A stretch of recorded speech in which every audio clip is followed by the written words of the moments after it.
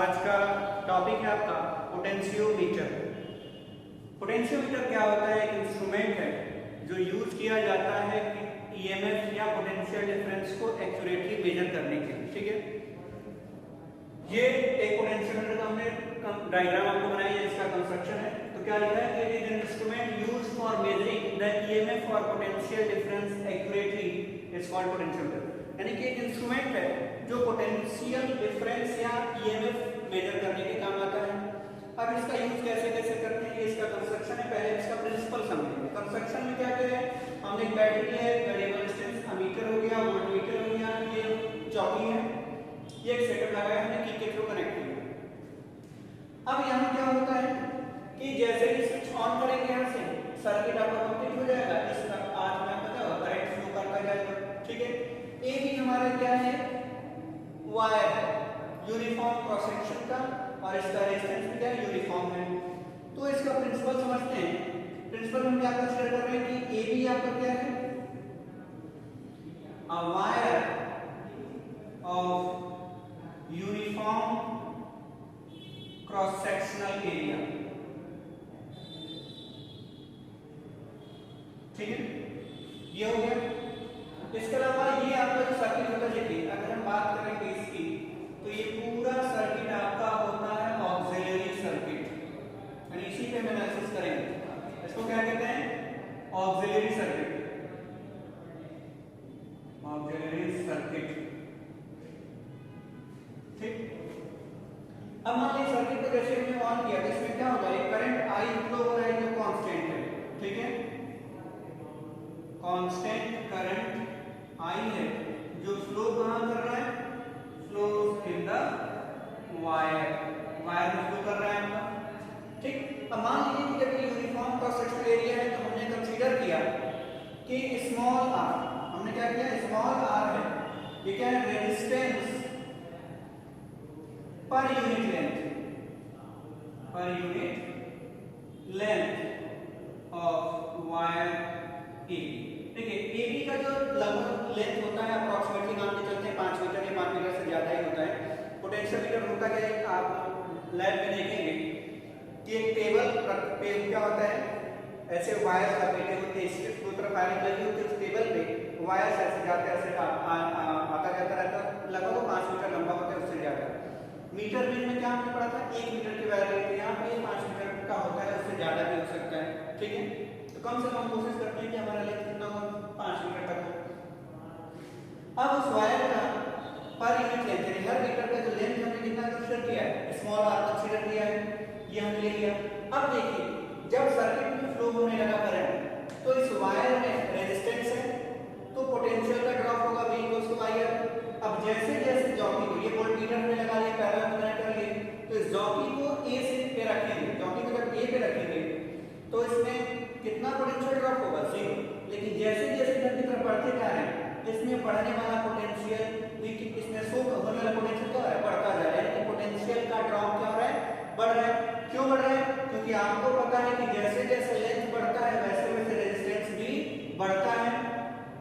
तो अगर मान लीजिए जॉकी को पॉइंट J पे लेके आए हैं, तो यहाँ तक का रेजिस्टेंस कितना होगा, लेंथ L, और रेजिस्टेंस 1 मीटर का LR है, तो L लेंथ का कितना रेजिस्टेंस हो जाएगा, LR। ठीक है, तो हम वही काम कर रहे हैं कि रेजिस्टेंस ऑफ वायर AJ तक का हम निकाल रहे हैं। देखिए यहाँ तक कितना है, wire AJ of length L, इसको हमने नाम R इक्वल क्या हो जाएगा, 1 मीटर में R, तो L मीटर में LR। ये हो गया रेजिस्टेंस। क्लियर। अब यहां देखिए हमें रेजिस्टेंस निकाल लिया, करंट कांस्टेंट I जा रहा है, तो हमें क्या निकालना है, potential.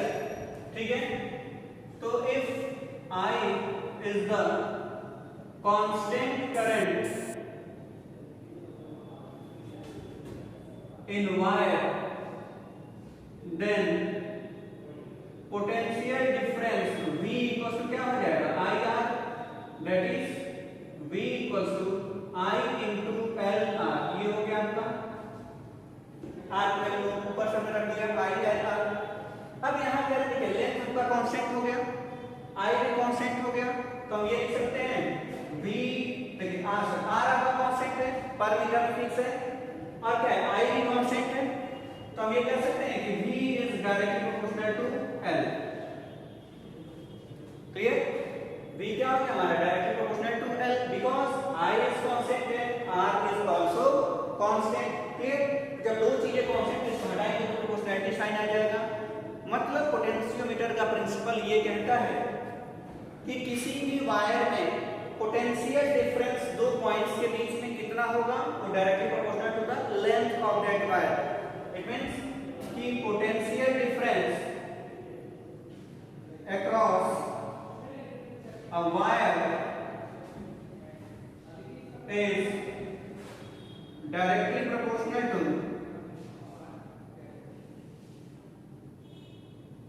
The length of the wire. ठीक है? किसी वायर में जो पोटेंशियल डिफरेंस है वो किसके डायरेक्टली प्रोपोर्शनल हो रहा है, length of the wire between the points, मतलब जिन पॉइंट्स हम निकाल रहे हैं पॉइंट्स के बीच का लेंथ हो गया। तो ये इसका क्या हो जाता है, आपका प्रिंसिपल हो जाता है। ठीक, पोटेंशियोमीटर का। तो पोटेंशियोमीटर क्या होता है, एक बार ध्यान सुनिए, it is used for measuring the EMF और potential difference accurately of any wire। और हमने कंस्ट्रक्शन किया, इसमें ऑक्सिलरी सर्किट है जिसका हमने पूरा स्टडी कर रखा है। ठीक है, ये हमारा वायर बता रहा है, ये भी वोल्टमीटर को हमने जॉकी के थ्रू कनेक्ट करा रखा है यहाँ से। ये हमारे सब कांस्टेंट है। ठीक, अब जैसे जैसे हम जॉकी को इस पॉइंट से जितना दूर लेकर ले जाएंगे पोटेंशियल ड्रॉप बढ़ता जा रहा है। क्यों? क्योंकि लेंथ बढ़ रहा है, लेंथ बढ़ने का मतलब रेजिस्टेंस बढ़ रहा है। क्या आपको पता है डायरेक्टली प्रोपोर्शनल होता है रेजिस्टेंस लेंथ के। तो जैसे जैसे लेंथ बढ़ा रेजिस्टेंस भी बढ़ा, और रेजिस्टेंस बढ़ा मतलब V = IR, V भी आपका बढ़ रहा है। वही चीज यहाँ पे तो हमें ये पता चला जब I और R कांस्टेंट है तो L के डायरेक्टली प्रोपोर्शनल हो। तो इस तरीके से हो गया आपका पोटेंशियोमीटर का प्रिंसिपल। अब इसके तीन एप्लीकेशन होते हैं, कौन कौन से? हम किसी अननोन सेल का EMF मेजर कर सकते हैं, जैसे आप सेल देखते हैं उसका EMF आपको निकालना। ठीक, या आपको दो सेल दिए गए, आपको पता करना कौन सा बड़ा, कौन से सेल का EMF ज्यादा है, या किसी सेल का इंटरनल रेजिस्टेंस आपको निकालने के लिए कहा जाए। तो तीन एप्लीकेशन है, उसको हम देखते हैं। फिलहाल इसको नोट कर लीजिए।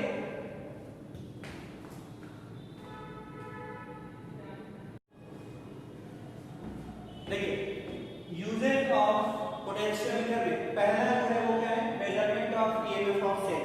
एक सेल आपको दे दिया जाएगा, उस पे मेंशन हो जाएगा कितने वोल्ट का है, और आपको पता करना होगा कि उसका EMF कितना है। ठीक, तो हमारा मेन सर्किट वही है। ठीक है, ये ऑक्सिलरी सर्किट आपका वैसे ही रहेगा।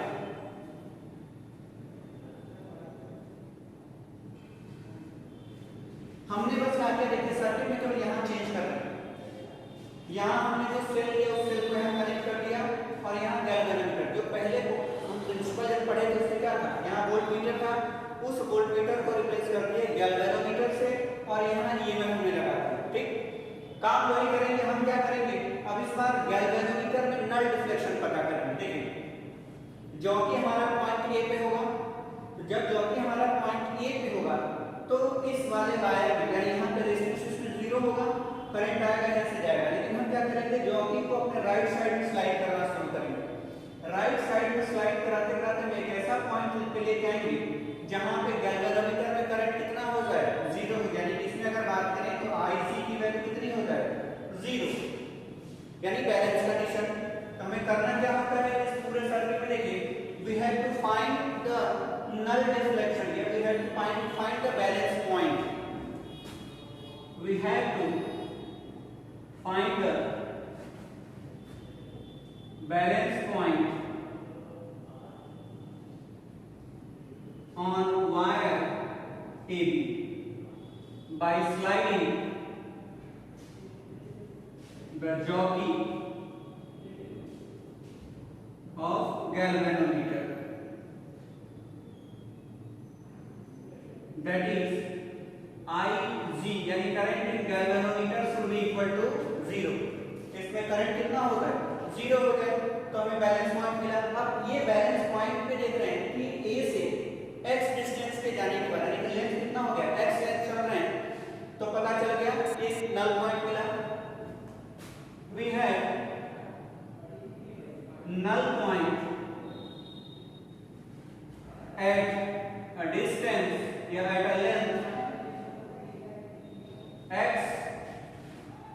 from end A से मिल रहा है, तो रेजिस्टेंस कितना हो जाएगा? So the resistance will resistance R will be equal to small rx। ये स्मॉल r आपका क्या हो जा रहा है? पहले से मान रखा है कि क्या है, इस वायर का रेजिस्टेंस करंट लेते हैं, इतने का निकल के आया। अब इसमें करंट बिल्कुल जीरो जा रहा है, यानी टोटल का टोटल करंट इसमें जा रहा है I में, रेजिस्टेंस पता ही कितना है, तो इसके पास पोटेंशियल V हो जाएगा, कितना हो जाएगा? V equals to I R x। और यही आपका क्या हो जाएगा? That is EMF of the cell. Cell का क्या हो गया? EMF को निकल के आ गया, क्योंकि इसमें तो कोई करंट नहीं जा रहा है। इट मींस कि आपका ये सेल ओपन सर्किट की तरह बिहेव किया, ठीक, लेकिन इस सर्किट में कनेक्टेड है। इसका मतलब है कि कितना ना A और J के बीच में जितना पोटेंशियल का ड्रॉप हो रहा है, पैरेलल सर्किट में उतना ही पोटेंशियल मिलेगा। तो ये पैरेलल के बेसिस पे हमने बता दिया, और ये तरीका है निकालने का। तो ये पूरा का पूरा आपका सर्किट है, जॉकी को स्लाइड करके नल पॉइंट पता किया और पता कर लिया कि कितना रेजिस्टेंस मिला, और रेजिस्टेंस में हमने करंट से मल्टीप्लाई करा के यहाँ का पोटेंशियल ड्रॉप निकाला। तो ये पोटेंशियल ड्रॉप इस सेल के EMF के बराबर होगा। तो ये तरीका है आपका पहला application, measurement of cell of measurement of EMF of a cell, ठीक। दूसरा भी देखेंगे।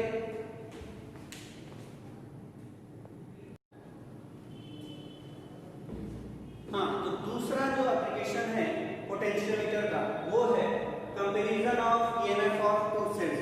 यानी दो सेल आपको दे दिया जाएगा, कंपेयर करके बताना होगा कि कौन सा सेल बड़ा है और कौन सा सेल छोटा, यानी कि उनके EMF की वैल्यू के हिसाब से आपको बताना होता है, किसका EMF ज्यादा, किसका EMF कम। तो मेन सर्किट अभी भी वही है, देखिए हमने बस नीचे चेंज किया है।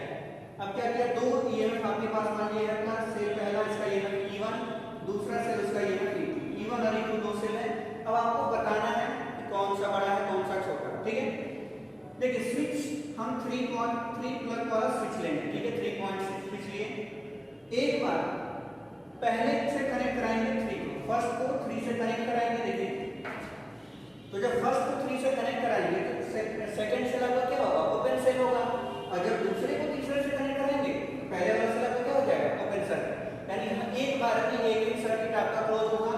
तो पहली बार में अगर हमने 1 को क्लोज किया, ठीक, तो जब आप पहली बार में 1 को क्लोज करेंगे तो गैल्वेनोमीटर में आपको फिर वही काम करना है, क्या करना है, नल डिफ्लेक्शन पता करना है।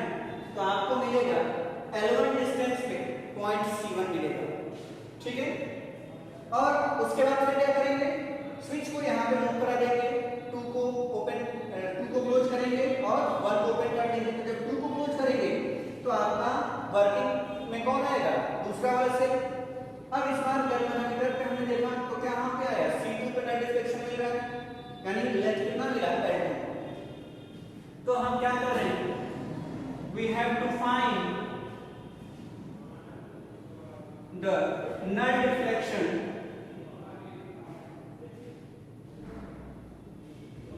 और बैलेंस पॉइंट। बैलेंस पॉइंट में पता करना है सेपरेटली फॉर 2 सेल्स। दोनों सेल्स के लिए क्या करें, सेपरेटली नल डिफ्लेक्शन पता कर रहे हैं। तो फॉर सेल 1, सेल 1 के लिए हमें क्या मिल रहा है, we have null deflection at point C1। C1 पे मिल रहा है null deflection at a length L1, ठीक है। अब हमें पता है क्या कि जो EMF होता है वो क्या होता है, प्रिंसिपल के according, principle of EMF potentiometer क्या कहता है कि EMF is directly proportional to the length of the wire between these points। तो हमारा अगर E1 है तो उसकी लेंथ कितना है, L1 है, ये मिला है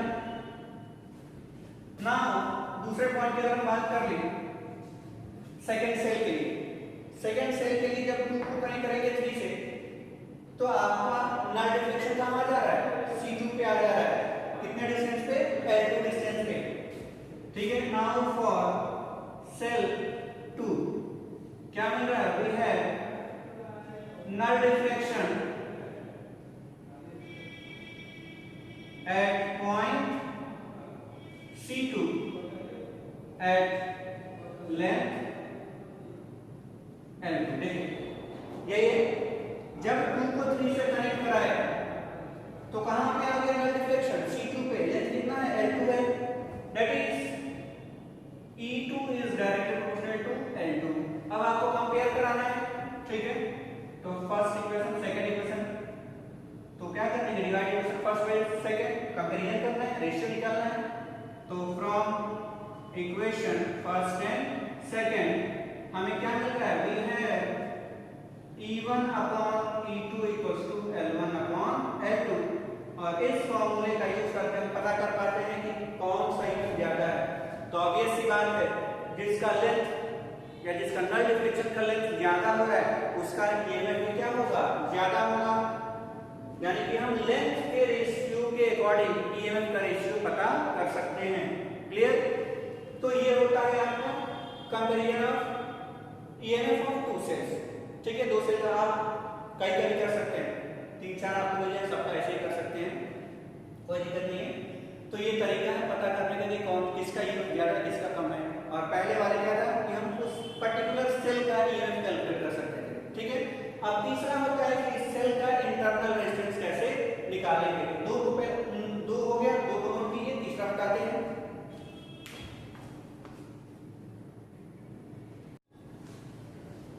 हाँ, तो देखिए तीसरा जो एप्लीकेशन है वो है determination of internal resistance of a cell. Cell का इंटरनल रेजिस्टेंस आपको पता करना होता है, तो उसके लिए फिर हमने केवल देखिए हर बार हम नीचे ही सर्किट में चेंज कर रहे हैं। ठीक, इस बार में हमने वही किया, हमने एक सेल लिया जिसका ईएमएफ E है और इसका हमें इंटरनल रेजिस्टेंस यानी कि स्मॉल r की वैल्यू निकालनी है। हमने इस सर्किट को क्या किया, एक एक्सटर्नल रेजिस्टेंस R से कनेक्ट किया एक की के डैश के थ्रू और सर्किट को लगा दिया। अब हमें इसमें करना क्या है, प्रैक्टिकल इसमें कैसे करेंगे, कैसे पता करेंगे। एक बार इस स्विच को ओपन रखेंगे तो इसमें कोई करंट नहीं जाएगा। अब ये हमारा सर्किट काम करेगा A से C1 तक। तो जब ये क्लोज नहीं है, ओपन है, उस केस में हमको क्या मिलेगा, ईएमएफ मिलेगा। ये बिल्कुल पहला वाला पॉइंट याद कीजिए, इसका पहला एप्लीकेशन ईएमएफ हम निकाल रहे हैं, वही होगा सर्किट। दूसरी बार इसको आप क्लोज करेंगे तो ये क्या होगा, सर्किट क्लोज हो गया। अब ये जो सेल था वो क्लोज सर्किट में आ जाएगा, यानी इस बार ईएमएफ नहीं निकलेगा, इस बार क्या निकलेगा, पोटेंशियल डिफरेंस भी निकल जाएगा। क्लियर? तो एक बार पहली बार ईएमएफ निकालेंगे, दूसरी बार पोटेंशियल डिफरेंस निकालेंगे और उसके बाद हम क्या निकाल सकते हैं, अगर इन दोनों में इसका डिफरेंस निकाल लेंगे तो हमें पता चल जाएगा इंटरनल रेजिस्टेंस कितना होगा।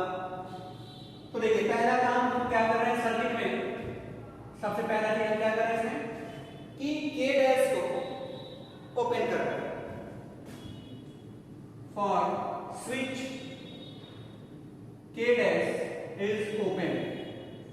ठीक है, स्विच के डैश हमारा क्या है, ओपन है। Then C1 is the balance point and cell is in open circuit। और सेल जब ओपन सर्किट में होता है तो क्या होता है, ईएमएफ निकल के आता है। Then EMF will be directly proportional to length L1। ठीक है, किसके लिए, फॉर सर्किट AC1। सर्किट कैसे काम करेगा, AC1 से काम करेगा। तो हो गया L1, यानी कि आपको क्या मिल जाएगा, E इक्वल्स टू, मानिए कोई कांस्टेंट हमने के लिया के L1। ठीक है, ईएमएफ निकल गया के L1। समझ में आ रहा है ना, क्यों, क्योंकि ये डायरेक्ट प्रोपोर्शनल टू क्या होता है, लेंथ होता है। तो हमने वही किया, एक कांस्टेंट के लिए के। अब सर्किट को क्या कर रहे हैं, क्लोज कर रहे हैं, स्विच को क्लोज किए। For close switch K2, switch K2 जब हमने स्विच K डैश हमने क्या किया, क्लोज किया। Then C2 is the balance point